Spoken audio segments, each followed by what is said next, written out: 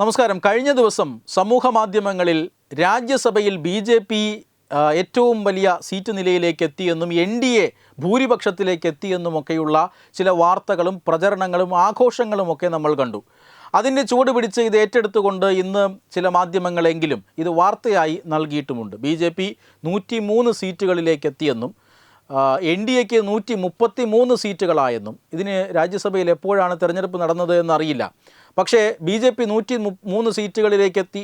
133 സീറ്റുകളിലേക്ക് NDA എത്തുന്നു. അതായത് 122 245 അംഗ രാജ്യസഭയിൽ കേവല ഭൂരിപക്ഷത്തിന് വേണ്ടത്. വളരെ ലളിതമായി തന്നെ കേവല ഭൂരിപക്ഷം മറികടന്ന് 133ലേക്ക് NDA എത്തിയിരിക്കുന്നു എന്ന വാർത്തയാണ് ചില മാധ്യമങ്ങളെങ്കിലും നൽകുന്നത്.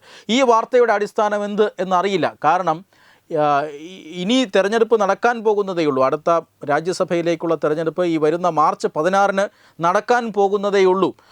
നിലവിലെ കക്ഷി നിലയാണ്, അല്ലെങ്കിൽ നിലവിലെ സീറ്റുകളുടെ എണ്ണമാണ് ഈ പറയുന്ന 103. BJPക്ക് 103 സീറ്റുകൾ ഇപ്പോൾ തന്നെയുണ്ട്.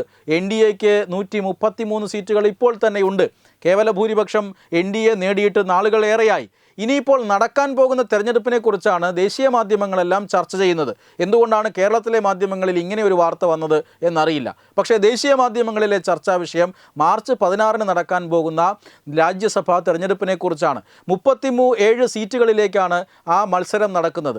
10 സംസ്ഥാനങ്ങളിലാണ് ഈ തെരഞ്ഞെടുപ്പ് നടക്കുന്നത്. അതികായകന്മാരായ നിരവധി രാഷ്ട്രീയ നേതാക്കന്മാരാണ് രാജ്യസഭാ കാലാവധി അവസാനിച്ച് പുറത്തു പോകുന്നത്. അതിലും പ്രധാനപ്പെട്ട നേതാക്കന്മാർ രാജ്യസഭയിലേക്ക് മത്സരിക്കാനും ജയിച്ചു വരാനുമുള്ള സാധ്യതയുണ്ട്. ഇതാണ് ഈ തെരഞ്ഞെടുപ്പിൻ്റെ പ്രാധാന്യം. 10 സംസ്ഥാനങ്ങളിലായി 37 സീറ്റുകളിലേക്ക് രാജ്യസഭയിൽ നടക്കുന്ന തെരഞ്ഞെടുപ്പിൽ BJP അതിൽ എത്രമാത്രം സീറ്റുകൾ പിടിക്കും? അതാണ് ഇന്നത്തെ വാർത്ത. അതായത് ഏതാണ്ട് ഈ 37 സീറ്റുകളിൽ പാർട്ടി പറയുന്നത് ഈ 10 സംസ്ഥാനങ്ങളിലാണ് തെരഞ്ഞെടുപ്പ് നടക്കുന്നത്. ഈ 10 സംസ്ഥാനങ്ങളിൽ 6 സംസ്ഥാനങ്ങളിലും ഭരണത്തിലിരിക്കുന്നത് BJP ഒറ്റയ്ക്കോ അല്ലെങ്കിൽ NDA മുന്നണിയോ ആണ്. അതുകൊണ്ട് തന്നെ പരമാവധി സീറ്റുകൾ നേടാനുള്ള BJPയുടെയും NDAയുടെയും അവസരമാണിത് എന്ന് തന്നെ പറയേണ്ടിയിരിക്കുന്നു. ആ അവസരമാണ് ഇപ്പോൾ വാർത്തയാകുന്നത്.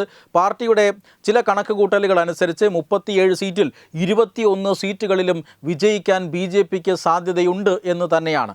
അതുകൊണ്ട് തന്നെ മഹാരാഷ്ട്ര പോലെയുള്ള സംസ്ഥാനങ്ങളിൽ, ബീഹാർ പോലെയുള്ള സംസ്ഥാനങ്ങളിൽ ഈ തെരഞ്ഞെടുപ്പിൽ വലിയ നേട്ടം കൊയ്യാൻ BJPക്ക് സാധിക്കും. ഉദാഹരണത്തിന് മഹാരാഷ്ട്രയിൽ 288 അംഗ നിയമസഭയിൽ 131 സീറ്റുകൾ BJPക്ക് മാത്രമായുണ്ട്.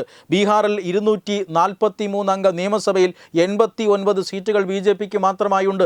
അതുകൊണ്ട് ഈ സംസ്ഥാനങ്ങളിൽ രാജ്യസഭാ തെരഞ്ഞെടുപ്പ് നടക്കുമ്പോൾ BJP സ്ഥാനാർത്ഥികൾ, നിരവധി BJP സ്ഥാനാർത്ഥികൾ ജയിച്ചു വന്നേക്കാം. അതുപോലെ തന്നെയാണ് അസം, ഒഡീഷ, ഹരിയാന, ഛത്തീസ്ഗഡ് ഇവിടങ്ങളിലെല്ലാം BJPക്ക് വലിയ മുൻതൂക്കമുണ്ട്. മാത്രമല്ല പ്രതിപക്ഷ സഖ്യത്തിന് സംസ്ഥാനങ്ങളിൽ വലിയ തിരിച്ചടിയുമാണ്. ഉദാഹരണത്തിന് മഹാരാഷ്ട്രയിൽ ശരത് പവാർ പുറത്തു പോകുന്നു. അതോടൊപ്പം തന്നെ NCPയുടെ മറ്റൊരു നേതാവായ ഫൗസിയ ഖാൻ പുറത്തു പോകുന്നു. ശിവസേന ഉദ്ധവ് വിഭാഗം നേതാവിയായ പ്രിയങ്ക ചതുർവേദി പുറത്തു പോകുന്നു. കോൺഗ്രസിൻ്റെ രഞ്ജിരാജ് പുറത്തു പോകുന്നു. ഇങ്ങനെ 5ഓളം നേതാക്കന്മാർ പുറത്തു പോകുമ്പോൾ കോൺഗ്രസിന് അല്ലെങ്കിൽ അവിടുത്തെ ഇന്ത്യ മുന്നണിക്ക് വിജയിപ്പിക്കാൻ കഴിയുന്നത് ഒരേ ഒരു സ്ഥാനാർത്ഥിയെ മാത്രമാണ്. ഇത്തരം പ്രതിസന്ധി ഈ പറയുന്ന സംസ്ഥാനങ്ങളിലെല്ലാം പ്രതിപക്ഷം നേരിടുന്നുണ്ട്. എങ്കിൽ പോലും തമിഴ്നാട്ടിലും തെലങ്കാനയിലുമെല്ലാം പ്രതിപക്ഷത്തിൻ്റെ ശക്തി കേന്ദ്രങ്ങളായി മാറുകയുമാണ്. അതുകൊണ്ട് തന്നെ വളരെ പ്രധാനപ്പെട്ട രാജ്യസഭാ തെരഞ്ഞെടുപ്പാണ് നടക്കാൻ പോകുന്നത് ഈ വരുന്ന മാർച്ച് 16. മാത്രമല്ല ഈ വർഷം ഈ 37 സീറ്റുകൾ ഉൾപ്പെടെ 70ഓളം സീറ്റുകളിലേക്കാണ് തെരഞ്ഞെടുപ്പ് നടക്കാൻ പോകുന്നത്. ഈ തെരഞ്ഞെടുപ്പുകളിലെല്ലാം BJPക്ക് മേൽക്കൈ നേടാനുള്ള സാധ്യതയുമുണ്ട്. അതുകൊണ്ട് തന്നെ ഏറ്റവും പ്രധാനപ്പെട്ട കാര്യം കണക്കുകൾ സൂചിപ്പിക്കുന്നത് 133 എന്ന നിലയിൽ NDAക്ക് നിലവിൽ തന്നെ കേവല ഭൂരിപക്ഷമുണ്ട്. പക്ഷേ BJP ഒറ്റയ്ക്ക് രാജ്യസഭയിൽ കേവല ഭൂരിപക്ഷം നേടുമോ ഈ തെരഞ്ഞെടുപ്പിന് ശേഷം എന്നതാണ് ഇപ്പോഴത്തെ ചർച്ചാ വിഷയം. ഒന്നുകിൽ കേവല ഭൂരിപക്ഷം അല്ലെങ്കിൽ കേവല ഭൂരിപക്ഷത്തിനടുത്തേക്ക് BJP എത്താൻ സാധ്യതയുണ്ട്. ലോക്സഭയിൽ പോലും BJPക്ക് കേവല ഭൂരിപക്ഷം ഒറ്റയ്ക്കില്ല. പക്ഷേ രാജ്യസഭയിൽ കേവല ഭൂരിപക്ഷത്തിനടുത്തേക്ക് BJP എത്തുന്നു എന്നുള്ളതാണ് ഏറ്റവും പ്രധാനപ്പെട്ട കാര്യം. പക്ഷേ അത് ഈ തെരഞ്ഞെടുപ്പുകൾക്ക് ശേഷമാണ്. മാർച്ച് 16 നിർണായകമായ രാജ്യസഭാ തെരഞ്ഞെടുപ്പ് തെരഞ്ഞെടുപ്പ് നടക്കുക. ആ തെരഞ്ഞെടുപ്പിലാണ് BJP പരമാവധി സീറ്റുകൾ നേടാനുള്ള ശ്രമം നടത്തുന്നത്. മാത്രമല്ല ഈ വർഷം വരുന്ന മറ്റ് രാജ്യസഭാ തെരഞ്ഞെടുപ്പുകളിലും BJP നിർണായകമായ ശക്തിയായേക്കും.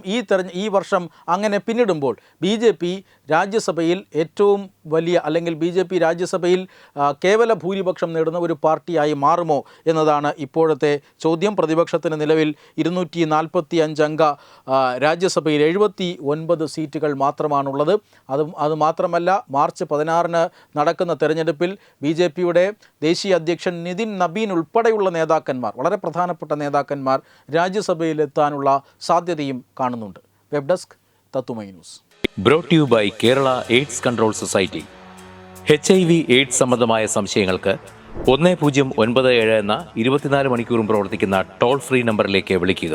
വാട്സാപ്പിലും ഫേസ്ബുക്കിലും ഒക്കെ സ്റ്റാറ്റസ് അപ്ഡേറ്റ് ചെയ്യാറുണ്ടല്ലോ. HIV സ്റ്റാറ്റസോ HIV പിടിപെടാനുള്ള സാഹചര്യങ്ങളിൽ കൂടി അറിഞ്ഞോ അറിയാതെയോ കടന്നു പോയിട്ടുണ്ടാവാം. എന്ത് തന്നെയായാലും മുൻകൂട്ടി പരിശോധിച്ച് HIV സ്റ്റാറ്റസ് അറിയൂ. സൗജന്യ HIV പരിശോധനയും കൗൺസിലിങ്ങും ആരോഗ്യ കേന്ദ്രങ്ങളിൽ പ്രവർത്തിക്കുന്ന ICTC അഥവാ ജ്യോതിസ് കേന്ദ്രങ്ങളെ സമീപിക്കുക. നിങ്ങളുടെ സ്റ്റാറ്റസ് എന്തായാലും വിവരങ്ങൾ രഹസ്യമായി സൂക്ഷിക്കുന്നതായിരിക്കും.